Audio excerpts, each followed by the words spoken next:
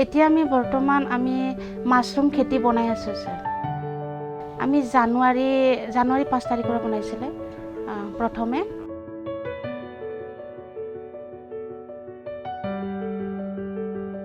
প্ৰথম বনাওঁতে ট্ৰেইনিং লোৱা নাছিলে, তথাপিও বহুত ভালে হৈ গ'ল। আকৌ আমাক আৰু নেৰচন এনজিঅ'ৰ পৰা ছাৰহঁতে আহি কিনে ট্ৰেইনিং দিয়া হৈছে। ট্ৰেইনিঙত আমাক শিকাইছে মাছৰুম কেনেকুৱা বনায়, কেনেকুৱা হেৰি কৰে, খেৰবিলাক কাটি কেনে কেনেকুৱা বনায়, এইবিলাক শিকাই গৈছে ছাৰহঁতে।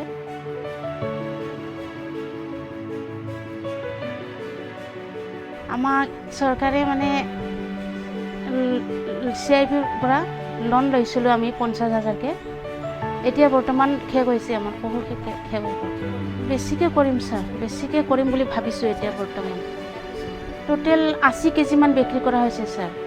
1 কেজিত 150কে বিক্ৰী কৰা হৈছে।